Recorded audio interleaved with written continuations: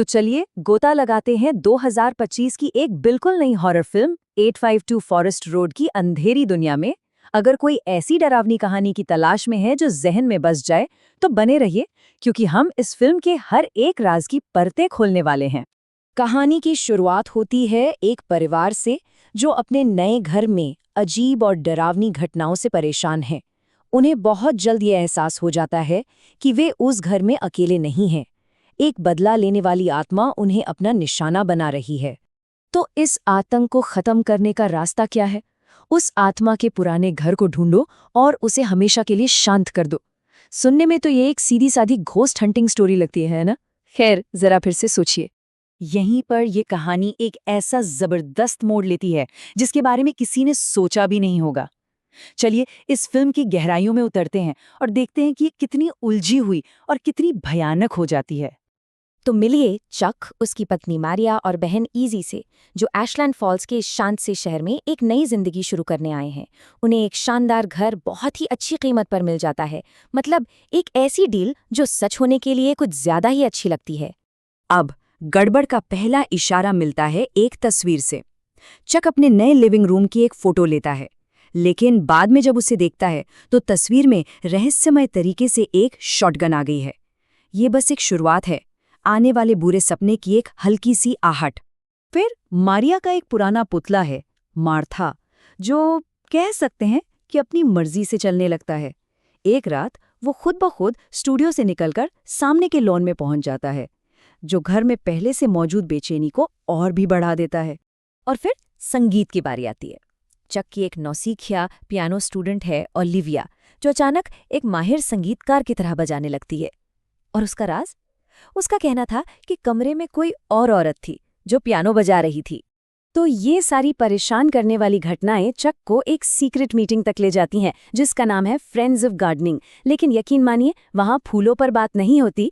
ये असल में उन लोगों के लिए एक सपोर्ट ग्रुप है जो एशलैंड फॉल्स के काले रहस्य को जानते हैं। तो ये हेलन फोस्टर कोई आम भूत प्रेत नहीं है। वो एक साइकोलॉजिकल शिकारी है जो अपने शिकार के डर, दुख और असुरक्षा को महसूस कर सकती है और फिर उसी का इस्तेमाल उनके खिलाफ करती है, जो उसे कहीं ज्यादा खतरनाक बना देता है।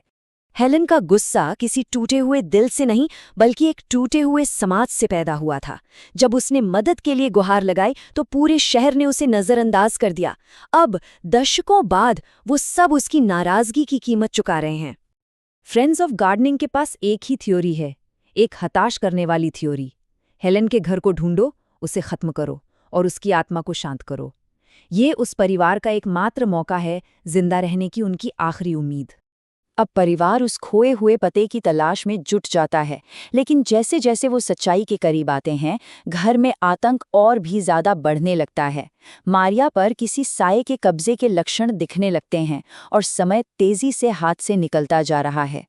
इसका सुराग मिलता है एशली से, वही लड़की जो फिल्म के शुरुआती सीन में थी।